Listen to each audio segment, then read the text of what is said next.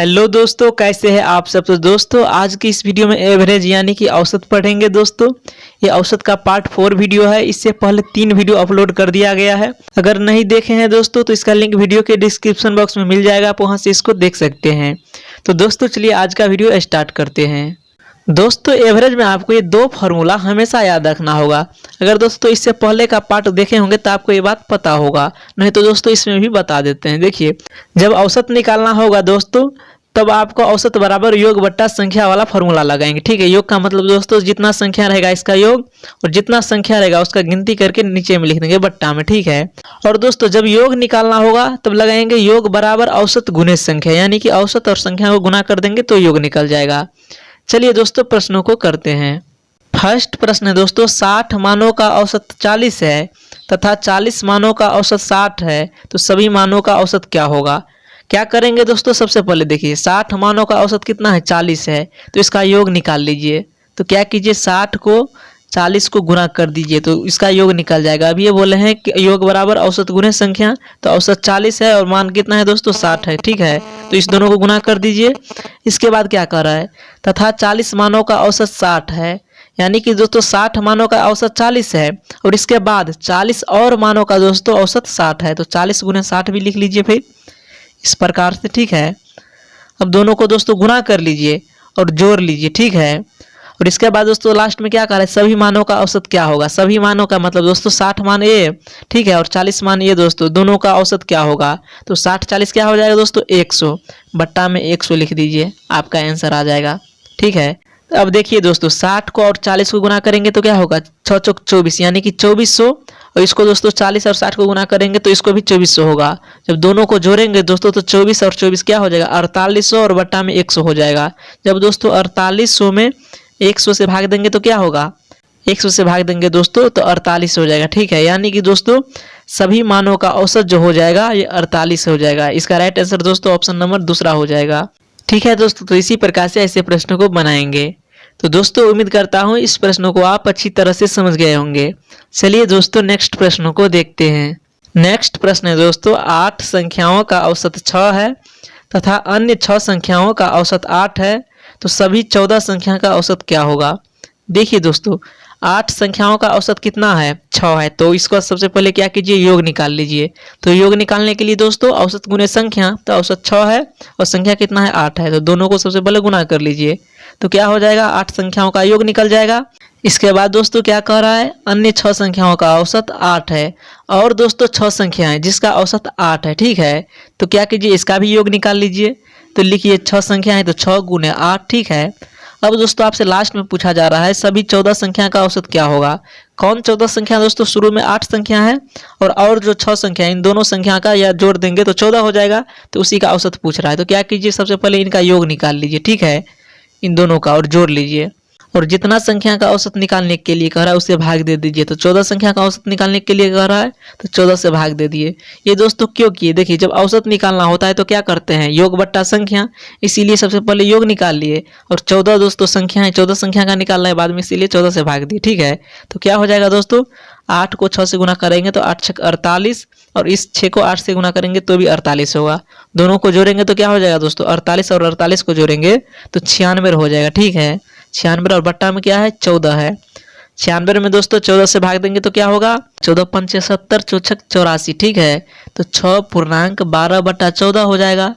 अब दोस्तों 12 14 को काट दीजिए, 2 से कट जाएगा, 2 छक्के 12 2 सत्ते 14, क्या हो जाएगा 6 पूर्णांक 6 बट्टा 7 इसका राइट आंसर हो जाएगा। कौन सा ऑप्शन मैच कर रहा है दोस्तों, ऑप्शन दूसरा इसका मैच कर रहा है। ऐसे प्रश्नों को दोस्तों इसी प्रकार से बनाएंगे। सबसे पहले क्या किए दोस्तों, इन दोनों का योग निकाल लिए, इसके बाद इन दोनों का भी योग निकाल लिया, दोनों को जोड़ करके और लास्ट में क्या किए, जितना संख्या का औसत निकालने के लिए करा उससे भाग दे दिए। ठीक है, तो दोस्तों उम्मीद करता हूँ इस प्रश्नों को भी आप अच्छी तरह से समझ गए होंगे। अगर दोस्तों वीडियो पसंद आ रहा है तो वीडियो को लाइक कीजिए और चैनल को अभी तक सब्सक्राइब नहीं किया है तो सब्सक्राइब करके बेल आइकन प्रेस कर लीजिए।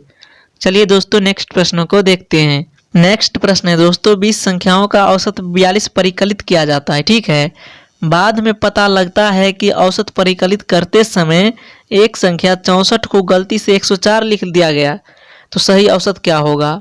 ये प्रश्न कह रहा है दोस्तों 20 संख्याओं का औसत 42 लिखा गया। ठीक है, अभी जो है दोस्तों अभी वर्तमान में 20 संख्याओं का औसत 42 कह रहा है, ठीक है। लेकिन इसमें एक मिस्टेक हो गया। एक संख्या को दोस्तों जो 64 था उसको गलती से 104 लिख लिया गया। तो पूछ रहा है कि सही औसत क्या होगा।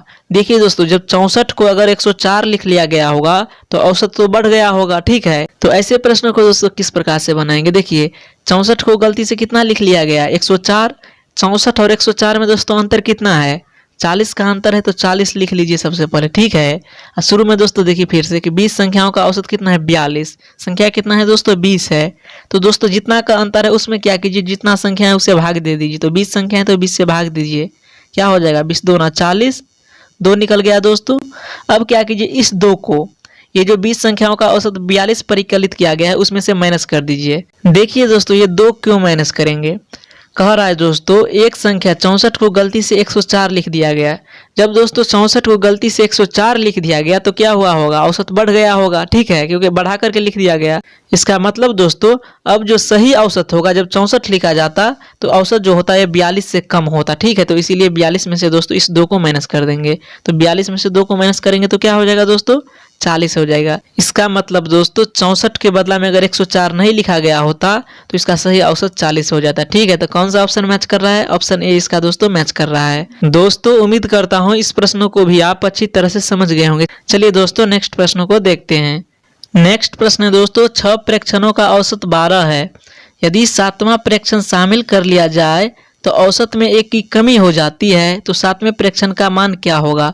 देखिए दोस्तों ऐसे प्रश्नों को किस प्रकार से बनाएंगे, क्या कह रहा है, 6 प्रेक्षणों का औसत 12 है। तो सबसे पहले 6 लिख लीजिए, जितना प्रेक्षण है चाहे जितना संख्या दिया रहेगा, इसका औसत कितना है 12 है, तो 12 को लिख लीजिए, ठीक है, इस प्रकार से।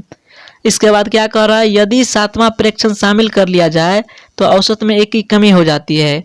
अभी दोस्तों 6 प्रेक्षण है, ठीक है, इसमें अगर 7वां प्रेक्षण शामिल कर लिया जाता है तो औसत में 1 का कमी हो जाता है। यानी कि दोस्तों औसत अभी 12 है, जब 7वां प्रेक्षण शामिल होता है तो औसत इससे कम यानी कि 11 हो जाता है। यानी कि दोस्तों 12 में 1 का कमी हो जाता है।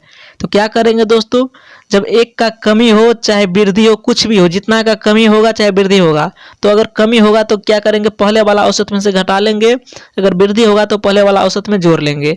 और जितना घटाएंगे चाहे जोड़ेंगे दोस्तों, इसको क्या करेंगे, जितना संख्या चाहे जितना प्रेक्षण दिया रहेगा उसके साथ गुना कर देंगे। तो देखिए 12 में से 1 को घटाए, 1 का कमी हो रहा है, तो क्या कीजिए इस 1 को इस 6 के साथ गुना कर दीजिए। और इसके बाद दोस्तों इन दोनों का बीच में एक चिन्ह प्लस या माइनस का लगाना है। तो कौन सा चिन्ह लगाएंगे दोस्तों, जब कमी होगा तो माइनस का चिन्ह लगा दीजिए बीच में, जब अगर 1 का वृद्धि होता होगा तो प्लस का चिन्ह लगा दीजिए। हम कैलकुलेशन कर दीजिए, आंसर आ जाएगा। 1 को 6 से गुना करेंगे तो क्या होगा, 6 माइनस 12 में से दोस्तों 1 जाएगा तो क्या हो जाएगा, 11। यहाँ पे दोस्तों एक बात ध्यान दीजिए, अब आपको जब घटाना है तो क्या कीजिए, बड़ा वाला में से छोटा वाला को घटाइए। इसमें माइनस में, औसत में दोस्तों कभी भी माइनस में नहीं लिखेंगे। तो 11 में से 6 को घटाइए, क्या होगा 5। इसका मतलब दोस्तों 7वें प्रेक्षण का जो मान होगा ये 5 हो जाएगा। कौन सा ऑप्शन दोस्तों इसका मैच कर रहा है, तीसरा ऑप्शन मैच कर रहा है। दोस्तों ऐसे प्रश्नों को इसी प्रकार से बनाएंगे। दोस्तों उम्मीद करता हूँ इस प्रश्नों को भी आप अच्छी तरह से समझ गए होंगे। तो दोस्तों आज के वीडियो में इतना ही। अगर वीडियो आपको थोड़ा भी पसंद आया हो तो वीडियो को लाइक कीजिए, और चैनल को अभी तक सब्सक्राइब नहीं किया है तो सब्सक्राइब करके बेल आइकन प्रेस कर लीजिए। दोस्तों मिलते हैं अगले वीडियो के साथ, धन्यवाद।